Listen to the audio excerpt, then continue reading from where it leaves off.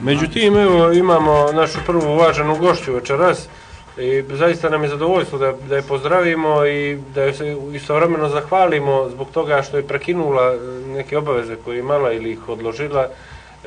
Da bismo se čuli, znači to je gospođa Božen, vama svima dobro poznata, praktično da kažem čarobnica, žena koja mnogima od vas i mnogima od vama pruža nevjerojatna zadovoljstva, znači da produžite svoju ljepotu putem raznih njenih preparata, krema, losiona i ostalih rukavica. Dobro večer. Vlasnica firme Božen Cosmetics, ako sam ja sve to dobro popamtio, što je po ovim našim papirima. Da li nas čujete? Dobro večer. Dobro večer, čujem vas dobro. Kako ste mi? Što bi se reklo, turbo. Hvala. Evo mi večeras čitavo večer smo posvetili tako zdravom tijelu, zdravom duhu, ljepoti tijela i duha i na tom fonu ćemo nastaviti tu našu priču sa vama i čini mi se da ste vi pravi sagovornik za tu temu, zar ne? Jeste, tačno je.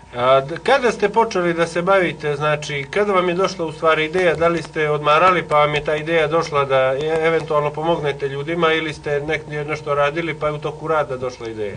Pa jeste, ja ću vama za koji sekund odgovoriti za to, ali prvo želim sve slušajuće radio Antene M da pozdravim, Hvala. A također dobro večer svim divnim ljudima Crne Gore. Hvala vam, ja sam malo prekladio i zato se nisam uključivao ranije, hvala. Jeste, i ideja je došla daleke 87. godine, znači to se desila ideja kada sam bila na godišnjem odmoru u Igalu. Znači odmarali ste? Jeste, znači već više od 20 godina ja posećujem Crnu Goru.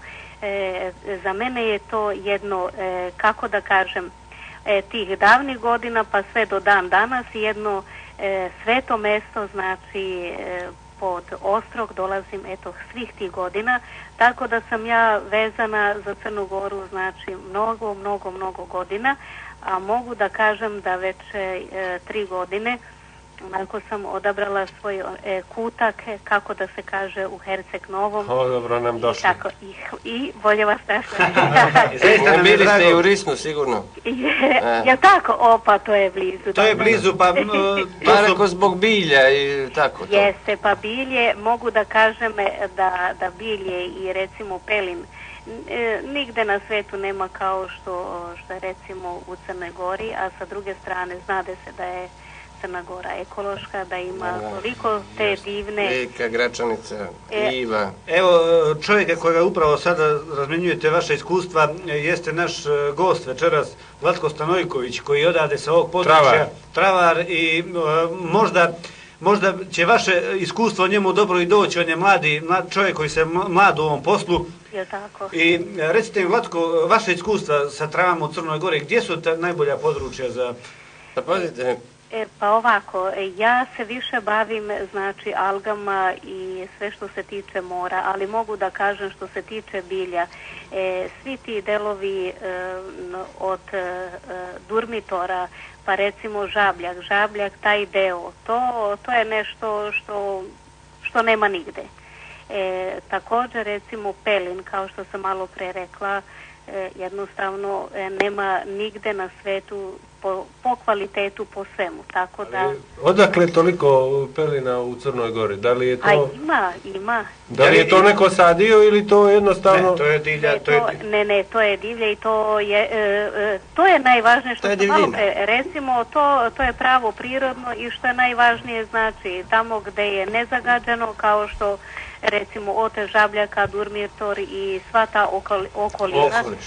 Okoliš, jednostavno to je to, a drugo Risan znade svih tih godina šta ima se, ja sam recimo daleke, dobro, to je 91. bila u posjeti, znači u Risan, imala sam priliku sve to da vidim, pa recimo u Kotoru, jeste Risan, a u Kotoru ima muzej i sva ta istraživanja, sve što se tiče mora I gore na Cetinju isto. Na Cetinju, a drugo, pa ne sme to da se zaobiđa, a Cetinje da se...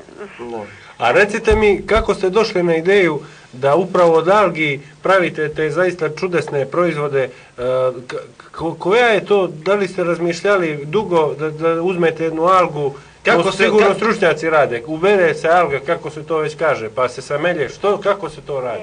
Vidite ovako, mi smo istraživali, još uvek to sve stoji kod nas u Crnoj Gori, u moru ima raznih vrsta alge koje su čak i jestljive, ali... Jeftine? Ne, jeftine, za jelo, znači. Ne, za ishranu. Samo je to jedan, znači, onako malo dugačak put, treba da se to vadi i tako dalje. Mi smo prošle godine... Ko vadi vama alge? Pa ronioci, znači ima ronioci preko puta, znači Rose, pa onda u Kotoru, taj institut, čak mogu da kažem, imate ronioca ženu koja je za bogove, iz Kotora. Za bogove? Za bogove. A to je kao neka alga, je li? Živa alga, da, hodajuća. Da. Kako, bravo. Nego. Da. Ja sam zaista oduševljen sa tim, na koju dubinu ti ljudi moraju da zarone da bi te alge ubrali, da tako kažem. Pa sve zavisi, znate, recimo može to da bude na 20 metara, može da bude i na 100, ali recimo gde je najčistije more, tamo gde su korali, znači tu su te najčistije. To je u Sutom more tamo? To i recimo gde raste fukusova alga, pa ulva i laminarija, znači to je Mediteran. To je prema Ulcinju. Prema Ulcinju, da. To je ulva i Mediteranija. A recite mi, vi ste od skora, znači, napravili, ili da tako kažem, zakupili ili kupili neka predstavništva, imate i po Crnoj Gori. Imamo, evo ga, već pune, znači... U Podgorici? Da, u Podgorici, pune 2 godine, 3. godina u Podgorici, u Nikšiću, imamo u Baru, na aerodrom Tivat i u Igalo. Ali znate što sam primijetio? Možda se varam, a vi me ispravite. Kad je ona reklama na onom skuteru, nema za Crnu Goru reklame, nego sam samo vidio neke beogradske lokale, baš vi ste na onom skuteru i samo piše u Beogradu i još ponegdje. Nisam primijetio za Podgoricu i to da reklamirate. Pa to je kakvice na skuteru, to je snimljeno u Herceg-Novom. Da li onaj tekst ispod što ide? Ispod ide tekst, pa ne pominju se lokali u Crnoj Gori, mislim to je... Pa evo da ljudima približimo da kažete gdje su ti lokali. Pa kako to da, to je onda greška. Pa niste gledali, jeli? Znači ispod skutera samo u Beogradu, pa to je moguće, pa to trebamo odmah da ispravimo. Pa ja ne znam, vi pogledajte to, vi ste na skuteru s jednom, vezana nam je kosa.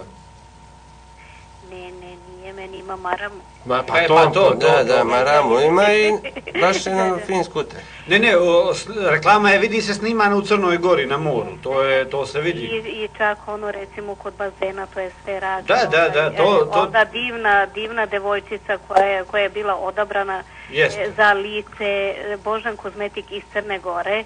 Znači, sve je to vezano baš za taj... Mislim, nije to ništa strašno, nego je to čisto ono, bar što smo mi primijetili, nego zbog vaše kampanje, jednostavno reklamne, onako, bilo bi dobro da se to vidi. Tačno, ali u Podgorici imamo, kazala sam onda u Baru, sve u samom centru, znači Tivat, Igalo i Nikšić.